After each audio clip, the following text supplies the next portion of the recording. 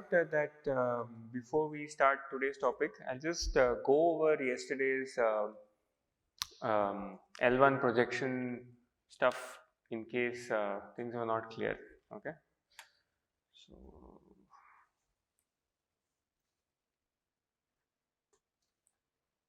we were looking at subgradients and then sub-differentials and then the L1 projection.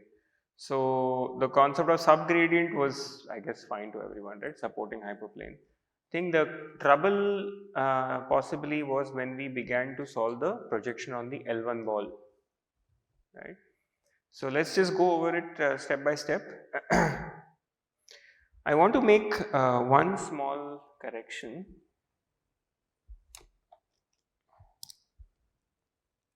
Over here. So traditionally the Signum function, okay, let me just make a note over here.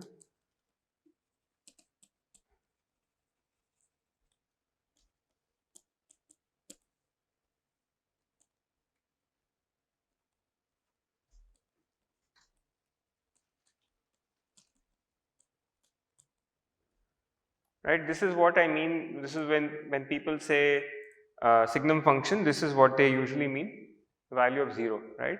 Now in the derivation which we have done yesterday, the Signum function has a different, what should I say, meaning. It's much closer to the sub-differential, which is -1 to 1. So here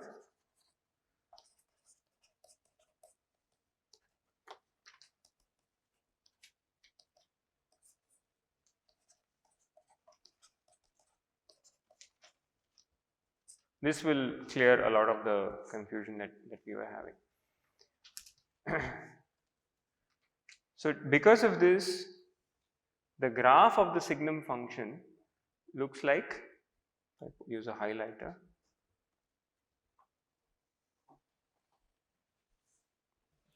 this is what the graph of the Signum function looks like. Okay, so this is different from the graph of Signum function which all of you are used to from signal processing, where Signum of 0 is equal to 0 by definition. Here we have modified the Signum function to be having a different behavior at 0. Technically speaking, this is not a function. Why is it not a function? Because it does not have a unique value at x equal to 0. It takes a range of values, right? So it's a generalization of a function. So this is what we mean by the Signum function for this discussion. If it bothers you, you can call it by some other name, sub-differential version of Signum function. Okay. Right. So then we looked at this L1 projection. The cost function, the Lagrangian became this, that was fine, right? And then when we began to take derivatives, that's where these various options come up, right? So if I write the L1 norm in this fashion, take the Lagrangian, dl by dxi is what I have to calculate. So I am left with sub-differential of mod xi. Okay. And here is where the various cases come into play. Okay. So all I am doing is I am taking this expression and I am taking different cases for xi. When xi is greater than 0, one by one these cases come up. The controversial or the slightly tricky to understand case was when xi was equal to 0. Right? Now xi was equal to 0, this is the third expression over here that I get, xi minus yi plus lambda times sub-differential of mod x. And sub-differential, as we said, is any value between -1 and 1. Okay. So when I move, keep xi to one side, move everything else to the right hand side, remember we have to always keep in mind that xi is equal to 0. That's the only case when this is valid. So therefore I am left with yi plus, let me write it down. I am just rewriting this expression once again over here. Xi is equal to 0. This implies that yi plus lambda times sub-differential of xi equal to 0. Right? We are just blindly substituting and seeing what comes out. So therefore this implies what?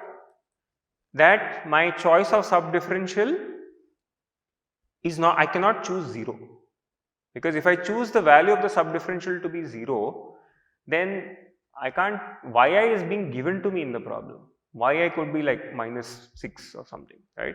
Then this thing will not evaluate to 0, right? I'll get 6 plus lambda times 0, which is not equal to 0, right? So therefore, I have to choose the value of the sub-differential to be what?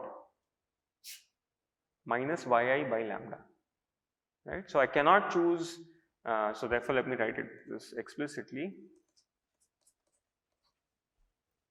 in general, right? So that's what we have to keep in mind. And so when I wrote this in compact fashion over here, right? This, if you look at it a little bit more carefully, this use of signum x is the updated definition of signum. Then it makes perfect sense, right? Because now signum, when I substitute xi equal to 0, signum xi is not 0. It is the sub-differential and whatever it is, right?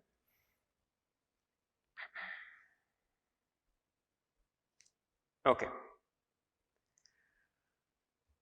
Then we sketch the graph, right? And then this entire range that I have over here, from what are the values over here? This was from lambda to minus lambda.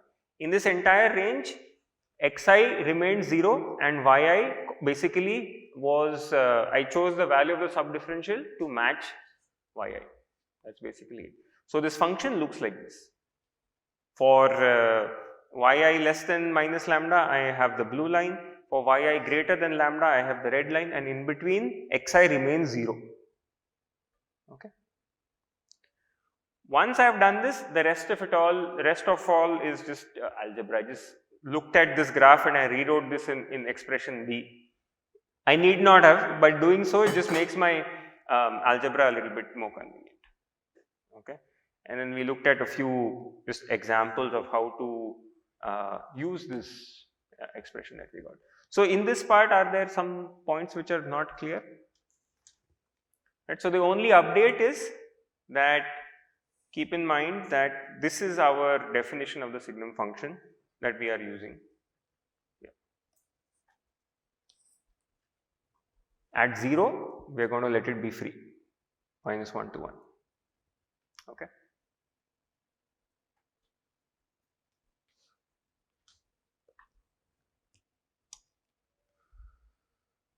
Okay, so let's switch to, yeah. Mm. Mm-hmm.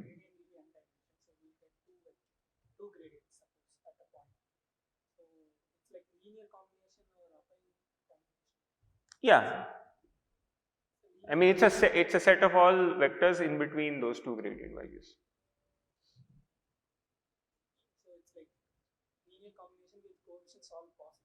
Yeah. You have to make sure, basically what is the test? Whatever linear combination you take, it should still be a supporting hyperplane. So the definition we had for subgradient, right? If you look back at this definition, here. This definition, this should hold true. So here you can substitute your value of gradient, right? And verify that this is happening. So for example, you can take alpha 1 grad f1 plus alpha 2 grad f2, substitute into this, come up with some relations on alpha 1, alpha 2. That's the way to do it. You should always go by the definition. Definition is supporting hyperplane. Make sure that your candidate G satisfies that. Okay.